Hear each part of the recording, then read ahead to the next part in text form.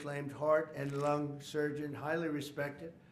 He served as director of the Cardiovascular Institute and Integrative Medicine program at New York Presbyterian, and as a longtime professor at Columbia University's College of Physicians and Surgeons. Boy, oh boy, doctor, I thought he just did a show. I only know the show. You know why I know the show? Because he said, I'm a little overweight, I should lose some weight. I did a show, and that's what I got out of it. That was not good.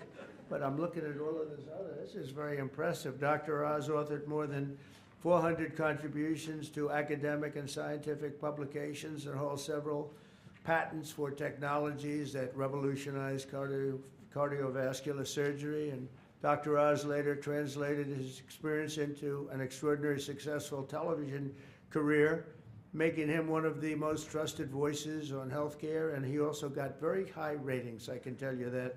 He did great with the television thing. As CMS Administrator, Dr. Oz will work tirelessly to strengthen and protect Medicare for our nation's seniors and Medicaid for the needy. Just as I promised, there will be no cuts. We're not going to have any cuts. We're going to have only help. Dr. Oz will work to improve the quality of care for decades to come, and he'll ensure that criminals, fraudsters, and illegal aliens are not permitted to rob America's seniors. They are trying, but they're not going to get away with it. He will also work alongside Secretary of Health and Human Services Robert F. Kennedy Jr. I've heard of him. He's a pretty famous guy. He's doing a great job, too, to address the crisis of chronic illness and to make America healthy again. So I want to just thank Dr. Oz, and because this is a big commitment he's making. He has a lot of options, and this is a big, big commitment. And I want to congratulate you and your family on really an amazing life. And I think this is going to be by far the most important part of an already incredible life. So thank you very much. God bless you.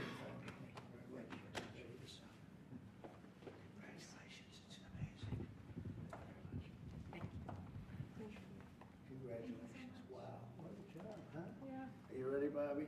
Sure. Let's do it. You put your hand on the Bible with your left hand and raise your right hand. And repeat after me.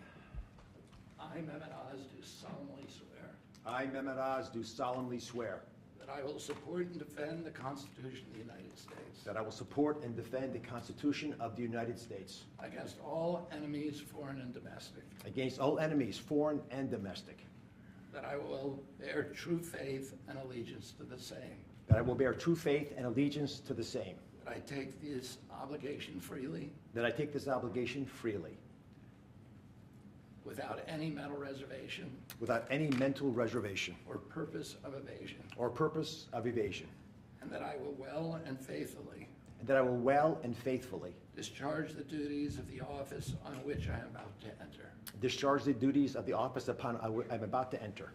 So help me God. So help me God. God bless you. Congratulations. Thank you, brother.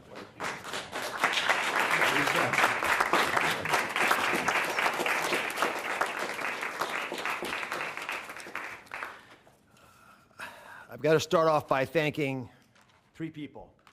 Mr. President, thank you very much. God bless you for leading our nation, but also courageously leading the MAHA movement, really earnestly in your heart wanting to get America to be healthy again, and for giving me an opportunity to help with that mission.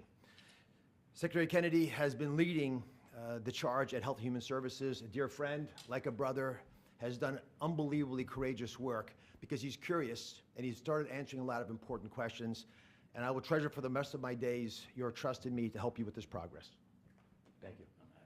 And of course, Lisa, the family, but Lisa in particular, who's had an uncanny ability to identify opportunities and to always keep a clear North Star to keep our family grounded. God bless you, my beautiful one. Let me start with a simple premise.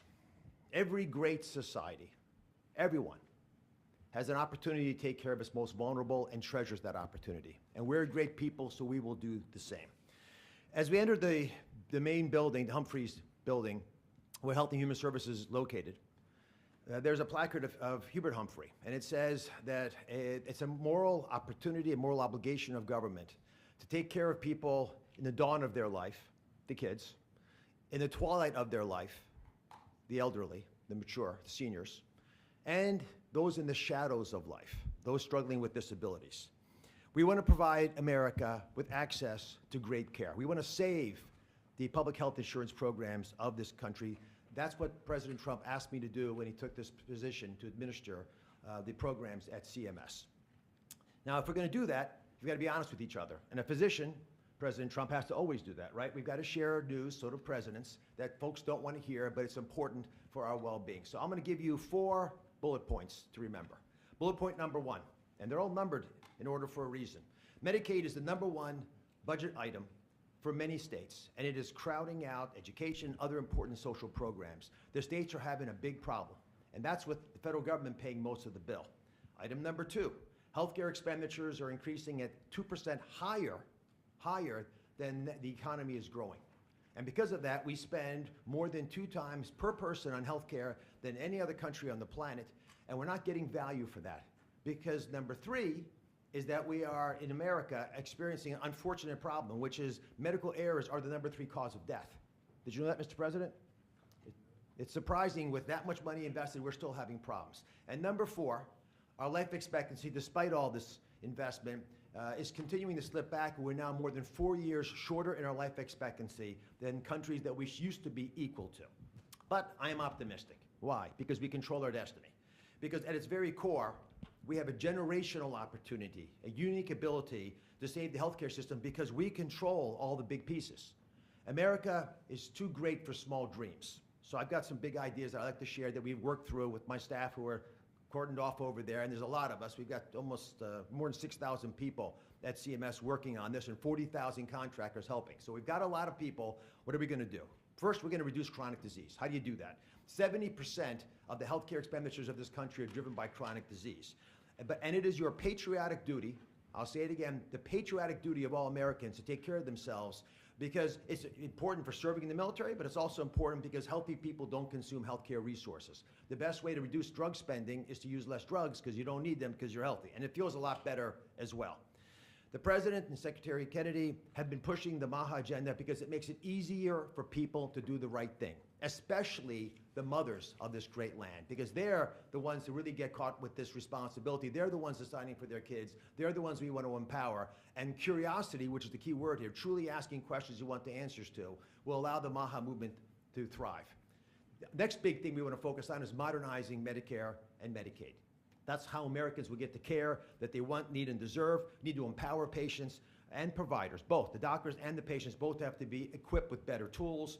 And the President is showing that he actually does love and cherish Medicare with all these executive orders, like the one on transparency, sir, that really helps us by making sure people are equipped with information. So you shine a light in the dark shadows where so much of the problems happen with the healthcare system. And remember, the most expensive care is bad quality care. That's what we want to stamp out. And finally, we want to crush fraud, waste, and abuse. This is stunning to me. I've got a message for all the bad guys from me, the Secretary, and the President. We are going to stop people from stealing from our most vulnerable, from stealing with the taxpayers of America, or honestly trying to support these programs. And we're going to be able to do it in quite a few ways. We are coming for you. And I'll give you a couple examples. Mr. President, these are ones that you may want to use in some of your future conversations. Almost 250,000 people, American citizens, were fraudulently enrolled without their knowledge in exchange programs by brokers who were unscrupulous, stealing from the U.S. government by pretending these people were on programs they never told them about. Tens of millions of dollars, Mr. President, are being spent on illegal immigrants receiving Medicaid in California, and they're pushing the bill to us. Should we stop that? I think so. That will not continue.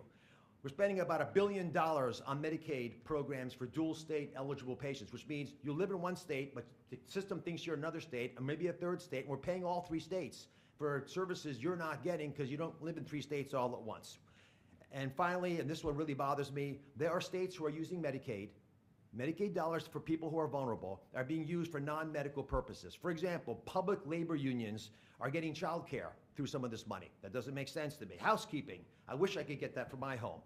There's a big problem with student loan repayments taking place with Medicaid dollars. That's not where it should be used. And we are paying for DEI programs. I could go on, but these are all programs, Mr. President, that we have created a war room at CMS to go after, to catch the fraud in real time before the money leaves the federal coffers, so we have the money to reinvest in healthcare to make it even stronger than it's been before. Together, we're going to make the care better. We're going to make the outcomes improve, and we're going to make sure that America can actually be the healthiest country that could ever possibly be. We'll make America healthy again. God bless you both, sir.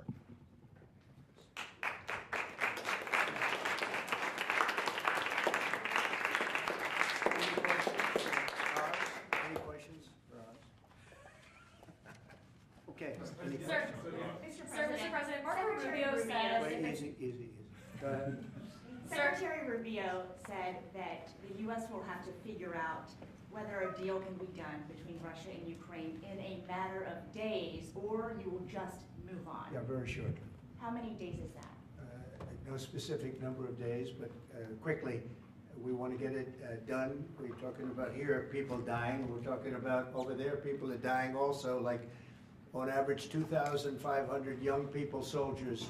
They're not from America, they're not from anywhere else other than Ukraine and Russia, but we want to save these lives. So it's 2,500 a week are being killed in battle. It's a vicious battle with the best equipment, the best everything, and it is brutal. 2,500 young people a week. Some of them not so young, actually. They're getting older. They're getting older by the month. But 2,500 a week, and we're going to get it stopped ideally. Now, if for some reason one of the two parties makes it very difficult, we're just going to say you're foolish, you're fools, you're horrible people, and we're going to just take a pass. But hopefully we won't have to do that. When And you say pass- Marco's right in saying it. We want to see it end. Think of it. Every day, a lot of people are being killed, as we talk about, as they play games. So we're not gonna take that, and we'll see. I think we have a good chance of solving the problem, however. Yeah. What are you installing this? Are you prepared to walk away completely from these efforts and these talks? Well, I don't want to say that, but we want to see it end. We want to see it end, yeah. Is Vladimir Putin stalling, in your view, Mr. President? I hope not. I'm going to let you know about that soon if he is, but I hope not. He's got a big force out there, big force. It's a war that should have never happened. It would have never happened if I was president. That's a war, and it didn't happen for 4 years. That's a war that should have never happened. October 7th, Israel would have never happened. Iran was broke, and now we'll see what happens with Iran. We have a lot of them out there. We have a lot of things that we're working on right now that shouldn't have happened. None of it. Ukraine would have never happened with Russia. October 7th would have never happened, so you wouldn't have had all the problems in the Middle East. The Afghanistan embarrassment, probably the most embarrassing day in the history of our country, would have never happened. Inflation would have never happened. By the way, prices are down. Groceries are down. Eggs, which you hit me so hard, I'll never forget the first week in office, they were screaming at me about eggs. I said, what's going on with eggs? They were doubling and tripling. I said, I just got here. They were up like double, triple, and you couldn't get any. They said, you won't have eggs for Easter. Well, you can have all the eggs you want. I'll tell you, Brooke Rollins, Secretary of Agriculture, did a great job. And the egg prices are down 87%. But nobody talks about that. You can have all the eggs you want. We have too many eggs. In fact, if anything, the prices are getting too low. Sir, Mr. President. on Iran. So I just want to let you know, prices are down. Gasoline yesterday in 3 states hit $1.98 a gallon. And it looks like it's at a level that it hasn't seen since my days, my 4 years. So it's about I'd say maybe, I think we're going to be averaging $2.25 very soon. So I just want to let you know, though, because I keep hearing about prices and inflation. Prices are coming down, not going up.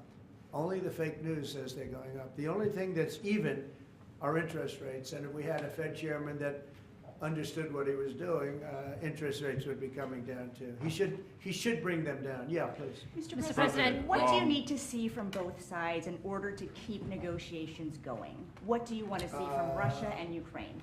I have to see, my whole life has been one big negotiation, and I know when people are playing us, and I know when they're not, and I have to see an enthusiasm to want to end it. And I think I see that enthusiasm. I think I see it from both sides. Do you think Russia's But you're playing going to you? know soon. Do you think Russia's playing you? No, nobody's playing me. I'm trying to help. You know, this was Biden's war, by the way. By me getting involved, you know, they'll say, oh, it's Trump. This is not Trump's war. This is Biden. This is a war that should have never happened. Okay? Think of it. Those cities are crushed and crashed, and all those beautiful steeples, the most beautiful in the world, actually considered the most beautiful in the world, most of them are now smashed to smithereens, as they say, and lying on the ground in a million pieces. Those towns are crushed, the whole place. It's so horrible. And millions of people are dead, far more than you think. That's one thing you're going to get out of this war. You're going to find out that your estimates are far lower than, it's far worse than people think. Nobody's playing anybody. We are going to see if we can get it done. I think we have a really good chance of getting it done, and it's coming to a head right now. If you It's do ironic. It's ironic. continue to I think, support would you- Ukraine militarily, Say it. if you do decide to move on or take a pass, Mr. President, would you then continue to support Ukraine militarily? Well, I'm not going to say that because I think we're going to get it done. On Iran, the IRS is having Iran There's a group of Venezuelan men down in Texas who have been alerted that they are soon going to be deported under the Alien Enemies Act. Have you authorized that operation, I and don't know where are they about going the to go? group you're talking about, but if they're bad people, I would certainly authorize it, yeah. You know, I won an election in a landslide. We won all 7 swing states. We won by millions of votes. We won 2,750 districts to 505 districts. 2,750 to 505. That's why the map, when you look at it, is all red. And one of the biggest reason, I think the biggest single reason, actually, I'd like to say it's because of this, because I think they're going to come up with things that are incredible, but probably the biggest reason was because of the border and because of illegal immigration. And the people of this country want those people out.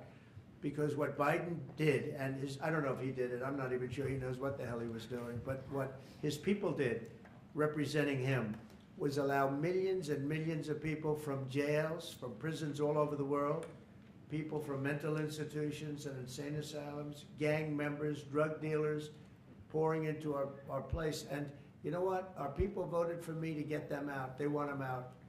They want them out. And we've done a hell of a job. And by the way, Ecuador and various places, but El Salvador, we've been helped by a lot of other states where they're helping us, actually. Because you couldn't, look, what this man was thinking when they allowed open borders and people to come in, if you look at Venezuela, their crime is down by 72%. You know why? They took all their criminals off the street. They took all their prisoners from jail. They took murders. 11,088 murderers were released into our country. Bad things are going to happen. Bad things. And we're getting them out. And that's why I was elected. A judge wasn't elected to do that. I was elected to do that. And we're doing it in record fashion. We have the safest border, the most secure border we've ever had. See the Declaration of Independence? You should all read that before you leave. That's the real deal. You should all read it before you leave. Yeah. Mr. President, photos have emerged of Senator Van Hollen sipping what appears to be margaritas with Abrego Garcia down in El Salvador. Do you encourage other Democrats to fly down to El Salvador to meet with this illegal alien who's an accused wife beater? I like this guy. See, now this is the kind of a reporter we like. There aren't enough of them. We got to get some more of them. But no, I appreciate that question. No, look, he's a fake. I know him. I know them all. They're all fake. And they have no interest in that prisoner. That prisoner's record is unbelievably bad. If you would go into the room, you might, if you would, Caroline, maybe go into the room and see if you can find that little slip. I wrote some things down. I don't know why you'd want to keep him, but we got a little biography of him. Did you help set up that Not a meeting? very innocent guy. Yeah, Did you please. help set up that on the meeting, IRS. sir? Mr. President, on that- in the spirit of Easter Sunday and it While being we're on Good the Friday. subject, right? Yes, of course. So you're talking about Abrego Garcia, is that the one? Yeah? Is an illegal alien MS-13 gang member and foreign terrorist. This comes out of the State Department and very legitimate sources. I mean, I assume, I'm just giving you what they handed to me, but this was supposed to be certified stuff. In 2019, Garcia was issued a deportation order. 2 separate judges affirmed Garcia was a member of MS-13, which is a gang that may be even worse than Tren de Aragua, and maybe worse. They kill people with knives because it's more painful. Very famous for the knifing and killing of 2 young 16-year-old girls walking to school one day, and they sliced them up into little pieces and killed them. That's MS-13. and two separate judges affirmed Garcia was a member of MS-13. When Garcia was originally arrested, he was wearing a sweatshirt with rolls of money pouring out, an MS-13 gang symbol that he was driving with two other known violent MS-13 gang members, two of the most violent members that we know of in the MS-13 gang of thugs. In 2022, Garcia was stopped by the Tennessee Highway Patrol and was found to be transporting 7 people from Texas to Maryland, and he had no driver's license. He was driving violently. In 2020 and 2021, Garcia's wife filed for a protective order from him and said he was violent and abusive and really scary, including allegations that he punched and scratched her on the eye, left her bleeding after throwing her laptop on the floor at her, ripped her shirt, and ripped off her shorts. He then grabbed her arm, leaving very severe marks. Garcia's wife also wrote in court, "At this point, I am afraid to be close to him. I just don't want to be close. I have multiple photos and videos how violent he can be and all of the bruises that he's left on me." She just couldn't get anywhere near him. This is the man that the Democrats are wanting us to fly back from El Salvador to be a happily ensconced member of the USA family. Isn't it a shame? And by the way, I've been hit pretty hard by fake shows, fake news, MSDNC in particular, where they talk about how evil I am, that this man would be thrown out of our country. This man is according to certified statements that we get, is a very violent person. And they want this man to be brought back into our country where he can be free and to stay as a happily Maryland, they call him the Maryland man. He's a Maryland father. No, this is a violent person. Who they don't talk about is that wonderful angel mom who lost her daughter, who had 5 beautiful children, and she was killed violently. And, she spoke, and she spoke unbelievably. I saw it, and the fake news didn't pick it up. She spoke. She was in tears. She's devastated. Her life is, essentially, she's told me her life is like over. But there was I think no stories. Isn't that true? No stories. Yes, sir. 0 stories. It was the most emotional thing. Everybody that watched it, they couldn't believe it. The fake news refused to put it up. So it's very sad. And yet they talk about this guy like he's an angel. See the angel up there? They think he's like that, like a little angel. Do you Sir, encourage on other that, Democrats would to you be- visit? Would you be open to It has letting no Iran? impact, the way she did it. Look at it. No impact. It's just like unbalanced. Would you do this? Well, go ahead. What I would Sir, do. on Iran, would you be open to letting Iran Say that. keep some kind of civil nuclear program? No Or would impact the entire whatsoever. program need to be dismantled? I'm for stopping Iran, very simply, from having a nuclear weapon. They can't have a nuclear weapon. So the I entire want program Iran dismantled? to be great and prosperous and terrific. I stopped them once they were broke and they didn't have any money for Hamas. They didn't have any money for Hezbollah. There wouldn't have been an October 7th disaster. They were broke. They had no money, and they weren't spending it to terrorist organizations because they had none. When Biden came in, he took all the sanctions off. China wasn't allowed to buy. I said, if you buy, because they're their biggest customer, I said, you buy 1 barrel of oil, just 1 barrel of oil from Iran, and you can't do business in the United States. And by the way, we have nice conversations going with China just to intercede, It's like really very good. But Have you spoken with Xi? with Iran,